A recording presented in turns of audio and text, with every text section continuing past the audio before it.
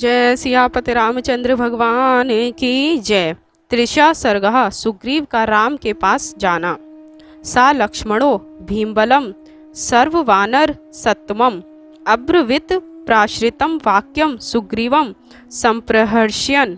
जब सुग्रीव हनुमान जी को आज्ञा दे चुके तब लक्ष्मण जी सुग्रीव को प्रसन्न करते हुए उन महाबली कपिश्रेष्ठ सुग्रीव से विनम्र भाव से बोले, किष्किंधाया विनिष्क्राम यदि ते सौम्य रोचते तस्य द्ववचनं श्रुत्वा लक्ष्मणस्य सुभाषितं सुग्रीवः परम प्रीतो वाक्यमेतदुवाच्य एव भवतु गच्छावः स्थेयं त्वच्छासने मया। हे सौम्य, यदि आप पसंद करें तो अब हम लोग किष्किंधा से प्रस्थान करें। लक्ष्मण जी के इस मनोहारी वचन को सुनकर राजा सुग्रीव प्रसन्न होते हुए बोले, बहुत अच्छा, आइए हम लोग चलें, मैं तो आपका आज्ञा पालक हूँ।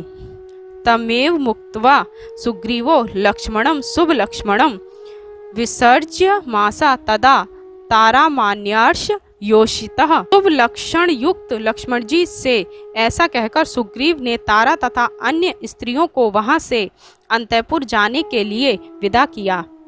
एत्युच हरि वीरान सुग्रीवः समुदाहरत तनुवाच ततः प्राप्तान राज आकर्ष दृश्य प्रभा। स्त्रियों को विदा कर सुग्रीव ने कुछ श्रेष्ठ वानरों को यहाँ आओ ऐसा कहकर बुलाया। जब वे लोग आ गए तब सूर्य के समान दैदीप्यमान कांति वाले सुग्रीव ने उन्हें यह आदेश दिया, उपस्थाप्यत क्षिप्रम शिविकां मम वानरा श्रुत्वा तु वचनम तस्य हरायः शीघ्र विक्रमः समुपस्थाप्य मासु शिविकां प्रियदर्शनाम तमुपस्थापि दृष्ट्वा शिबिकां वानराधीपः लक्ष्मणारुहतां शीघ्र मृत्युक्त्वा कश्चनं यानं वृहादि हरिभियुक्त मरुरोहो स लक्ष्मणः पाण्डुरेणात् पत्रेण धीर्यमाणेन मूर्धनि निरार्यो प्राप्य सुग्रीवो राज्य श्रियमनुत्तमाम्। हे वानरों, शीघ्र जाकर मेरी पालकी ले आओ। सुग्रीव का आदेश पाकर शीघ्रगामी और पराक्रमी वानरों ने अति सुंदर एवं मनोहर पालकी लाकर उपस्थित कर दी। पालकी को वहां उपस्थित देख कपिराज सुग्रीव ने लक्ष्मण जी से कहा, आप जल्दी से इस पर सवार हों। लक्ष्मण जी से ऐसा कहकर सुग्रीव लक्ष्मण जी के साथ उस स्वर्णमय पालकी पर सवार हुए जिसे उठाने के लिए बड़े बड़े वानर नियुक्त थे। सुग्रीव के मस्तक पर राजकीय श्वेत छत्र लगाया गया। इस प्रकार उत्कृष्ट राजलक्ष्मी से युक्त होकर वानरराज सुग्रीव अंतःपुर से बाहर निकले। सा वानर शते तीक्ष्ण बहुभी शस्त्र पाणी भी परिकीर्णो ययो तत्र यत्र रामो व्यवे स्थितः। तीक्ष्ण स्वभाव वाले और शस्त्रधारी अपने अंगरक्षकों से घिरे हुए राजा सुग्रीव उस स्थान की ओर चले जहां श्रीराम निवास कर रहे थे।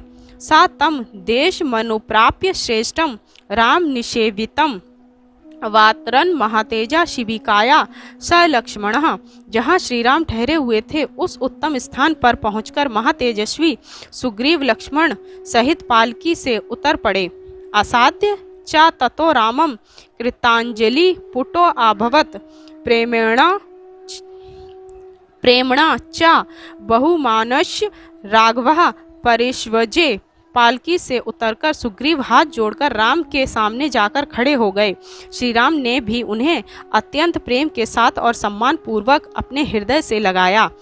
परिष्वज्य च धर्मात्मा निषीदेति ततो अब्रवीत तम निषणम ततो दृष्टा शितो रामो अब्रवीद्वचः। सुग्रीव का आलिंगन करने के पश्चात धर्मात्मा श्री राम ने उन्हें बैठने के लिए कहा। सुग्रीव को भूमि पर बैठे हुए देखकर श्री राम ने कहना प्रारंभ किया, धर्मर्थ च कामम च काले यस्तु निषेवते भिवज्य सततम वीर सा राजा हरि सत्तम।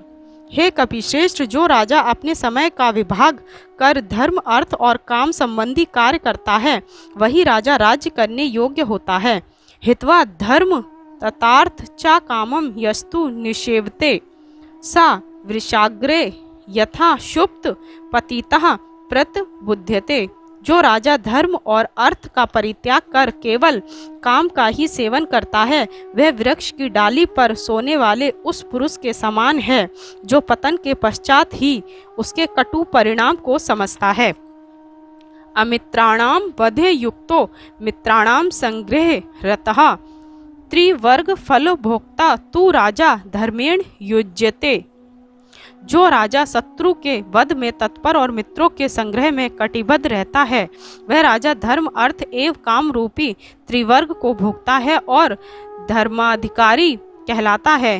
उद्योग समय त्वेष प्राप्तः शत्रु विनाशन सचिंत्यताम ही पिंडेश हरि भी सह मंत्री भी। हे शत्रु संहारक वानराज, यह उद्योग काल आ पहुंचा है, अतः आप अपने वानर मंत्रियों के साथ इस विषय पर विचार विमर्श करो। एवं मुक्तस्तु सुग्रीवो रामम वचनम ब्रवीत कृतम न प्रतिकुर्याद्य पुरुषाणाम सा दूषकः। श्री राम के ऐसा कहने पर सुग्रीव बोला, जो उपकार के बदले में प्रत्युपकार नहीं करता वह मनुष्यों में धर्म ध्वसक समझा जाता है। मैं ऐसा धर्म ध्वसक नहीं हूँ। अते वानर मुख्याश सतशः शत्रुसूदन प्राप्त शदाय बालिनः पृथिव्याम सर्व वानरान। हे शत्रुंज, ये सैकड़ों मुख्य वानर वीर पृथ्वी के समर दुर्यज सैनिकों को साथ लेकर यहाँ आए हैं। ते त्वाम भी गमिष्यन्ति राक्षसम ये सबांधवम निहत्यम रावणम संख्ये हानिष्यन्ति मैथिलीम। हे राजन, ये सब सीता की खोज में जाएंगे। ये संग्राम में सपरिवार रावण को मारकर मैथिली को आपके पास ले आएंगे।